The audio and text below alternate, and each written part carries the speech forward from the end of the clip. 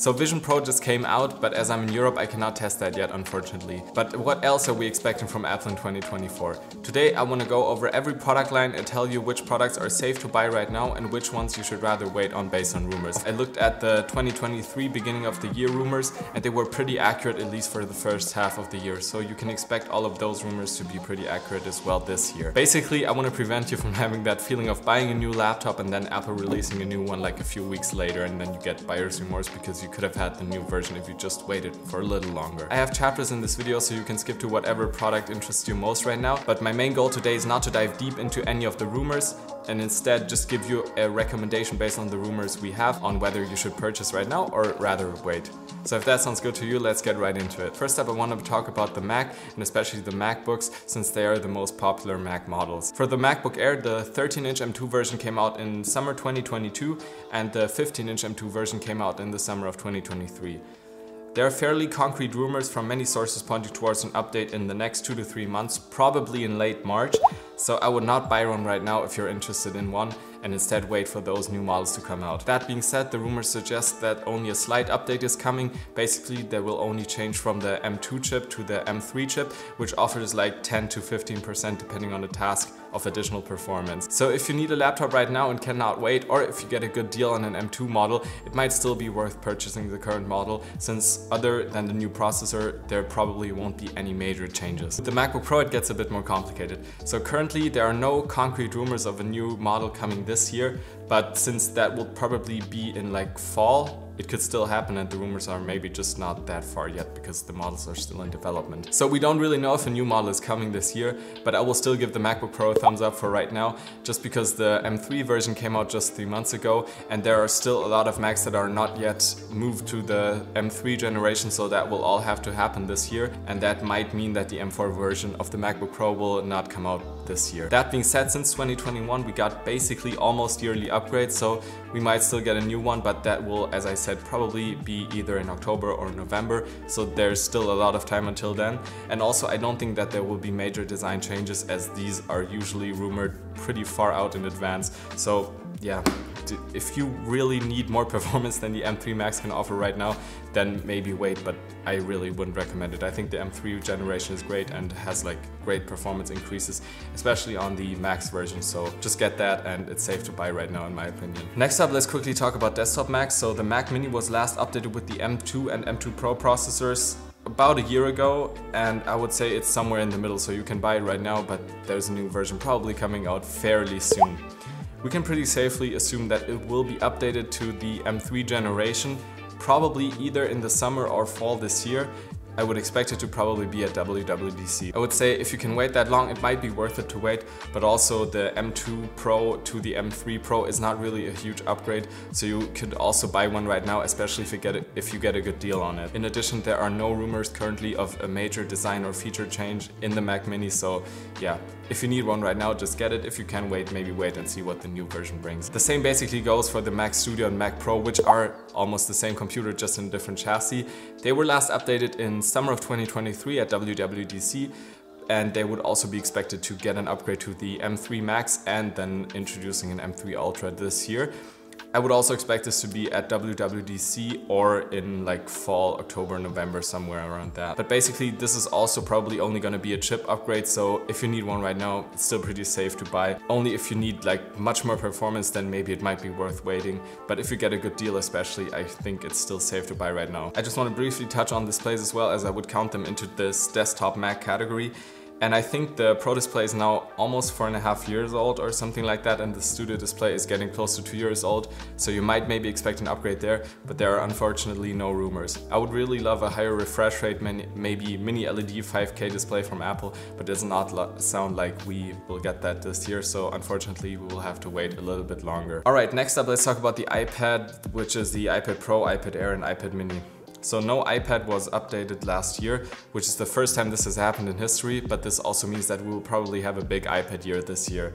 First up, let's talk about the iPad Air. This is for me firmly in the wait category, because it is supposed to be updated in late March when also the new MacBook Air comes out. It will probably be a chip upgrade, a slight change in design. We already have leaked CAD files of the rumored design, and they're expected to add a 12.9-inch version to the lineup. So this is especially exciting if you want a larger iPad but do not want to pay for the iPad Pro. If you're not interested in the larger version and you don't really care about the updated chip from the M1 to M2 probably, then you could still get one right now and maybe get it at a good discount.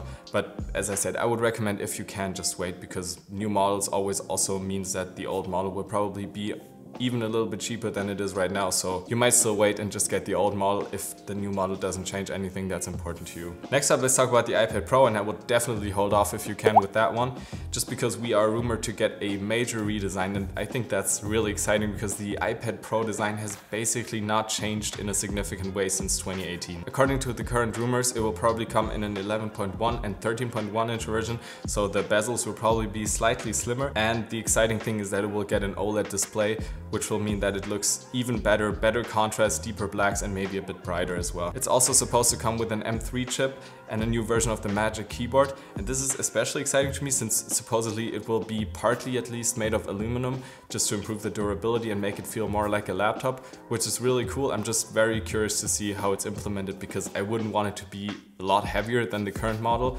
so we'll see. Other rumors that have surfaced so far, but not really recently, or maybe not from the most trusted sources, are that it will have a MagSafe charging port, it will have a new Apple Pencil with magnetically exchangeable tips, and also a significant price increase to $1,500 for the 11-inch version and $1,800 for the 12.9-inch version. So the pricing rumors can be inaccurate sometimes, since it's probably something that Apple can keep really well under wraps because you don't have to share it with the entire supply chain. And I'm really curious if they actually go through with that, because I think people probably won't want to get an iPad Pro anymore if they're not like artists and really need it for their work. So we'll have to see. I hope it won't be as bad, but all in all, I would still wait for the new iPad Pro, no matter which one you plan on getting, even if you want to get the current generation, just because a new design will probably mean that the current generation gets cheaper. In general, I think this is probably for me the most exciting Apple device that's rumored to come out this year, just because I really like the iPad. I just kind of fell out of love with it because it's kind of inconvenient sometimes, so I'm excited to see what Apple does with it. If you can wait, and I would definitely recommend to do that, because the current generation will get cheaper and you can maybe get a new one if it doesn't increase the price as much as we are kind of worried about right now. Alright, next up, let's talk about the iPhone, and I would still give that a thumbs up for right now. We're getting close to being kind of midway through the cycle here. The iPhone 15, it came out in September, so it's like 4.5 months ago, but it switched to titanium, it changed the design, so I think it still looks pretty fresh, and I'm still very happy with my own personally. Of course, we can safely expect this to be released in September for the iPhone 16 and 16 Pro. That means though that it's still pretty early for rumors, but I have looked at some early ones, and maybe you can get an idea of what to expect. So the normal iPhone 16, just like this year with the iPhone 15, will probably get some of the iPhone 15 Pro's features, such as the action button and also the ability to record spatial video. That means that the camera array will probably change back to a vertical lineup. Other than that, it will probably get a new chip, and that's basically going to be it. The iPhone 16 Pro is more exciting, of course. It will include a new capture button, which means that you will have a dedicated camera button with maybe a half press for focus, even like in a real camera. Some say that it's also going to be in the normal iPhone 16, so we'll have to see what an additional button, even after the action button, would be like to use on a phone. But I guess it's always nice to have those real haptic buttons, so I'm looking forward to having it, and we'll see what they do with it. Other than that, the iPhone 16 Pro will have bigger and improved display, so it will go for the 16 Pro from 6.1 inch to 6.3 inch, 16 Pro Max from 6.7 to 6.9 inch. That's always nice to have, because like it will not get significantly larger and you'll have a larger display. And the display is also rumored to be improved, so it will be brighter, maybe have better color dynamic or whatever. So yeah, just a newer technology. In addition to that, the iPhone 16 Pro is also rumored to have some camera improvements, which we get every year basically. But this year it will probably have a new ultra-wide camera, and also the 5x lens. The iPhone 15 Pro Max this year is rumored to come to the smaller iPhone 16 Pro version next year as well. Other than that, the new phones will probably feature a lot of AI capabilities. We'll have to see how many of those also come to the older iPhones, but I think this is no surprise. The Galaxy S24 has already had a huge focus on AI, and Apple is kind of looking like they're behind in this category, but I expect them to come out with many new features, and yeah, I'm excited to see how useful they are. In general, it looks like a solid upgrade, but still, like, phone upgrades year to year are kind of boring. It basically for me depends on how nice and useful the new AI features are going to be and whether they will be exclusive to only the iPhone 16s. All right, next up, let's talk about the Apple Watch. Basically, it's the same as for the iPhone. I think it's pretty safe to purchase right now, just with the caveat that in the US right now, due to a patent lawsuit, you cannot get it with the blood oximetry sensor. So if that's something you want to use, then maybe hold off and wait. So the new models will also come probably in September, as they always do with the iPhones. And there are rumors about a big redesign coming because it's the 10th anniversary this year, so we will get like an Apple Watch X basically. This has been rumored for like 2 years now. So that either means that Apple Watch rumors are maybe not as accurate, or maybe it means that it's just very challenging for them to do this, and so maybe it took longer than expected. But still, I think you can still get the current Apple Watch, especially if you don't have one right now, because it's still not really certain that this will actually happen, this big redesign. So if you don't have one right now, you can definitely go for one. If you already have an Apple Watch, I might still recommend to wait, just because I don't think Apple Watch upgrades are usually that urgent. And so if your watch is like not broken and it's still working, you might still want to wait, because maybe we do get the big redesign and then you might regret it. All right, then let's quickly talk about AirPods. So AirPods Pro 2 came out in 2022 and they got an update to the USB-C version with the iPhone 15 in September. So I don't think they will get it. None of the rumors suggest that. For the AirPods Max, they came out in 2020, so they would be kind of due for an update.